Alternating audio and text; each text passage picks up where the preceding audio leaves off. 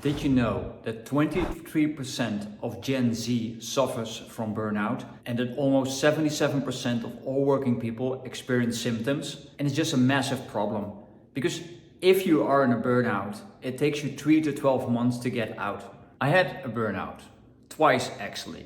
And a while ago I was heading towards my third. Fortunately, I could apply the learnings I got from the first two. So let me share in this video the learnings so you can avoid a burnout altogether. Experiencing stress in itself is not a bad thing. Stress actually makes you perform well and makes you be on your toes. But if the stress is prolonged, it's like a drain on your cell phone's battery. So if you're not charging it, then the recharge takes even longer. And burnout actually means that your battery is beyond rechargeable. It actually needs to be rebooted and therefore it takes 3 to 12 months. So let's use this cell phone's battery analogy, and I give you 3 scenarios. One, where the battery is a bit drained. The second scenario, where the battery is half empty. And actually the third scenario in a burnout situation. So the first scenario, the battery is in use and you experience some stress. Working hard is fine as long as you play harder.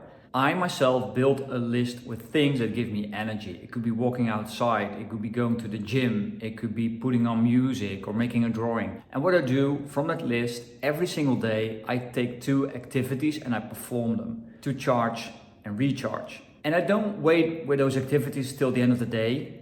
I actually do them first thing in the morning, so I make sure I take care of myself first. So in the second scenario, the battery is half empty, and that means you've been under stress probably already a bit too long. And there are 2 things I would like you to do. Number 1 is tell your environment. Go to your manager, your team, your loved ones, and tell them that you experience a lot of stress.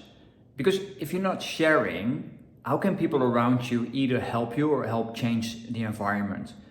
And I know it's difficult from personal experiences and it takes a lot of gut, but I think it's your responsibility to be honest and transparent with the people around you. So first thing, tell them.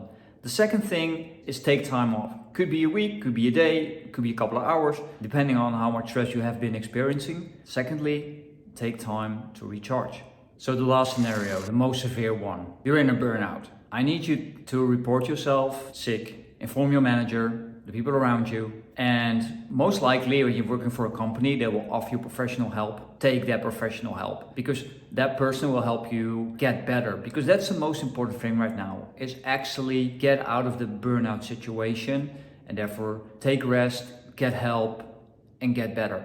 And don't feel the pressure to rush into work if you've been home for like a week or so, because a burnout just takes time. And nobody is helped with you going back into your work situation without a full healing process completed.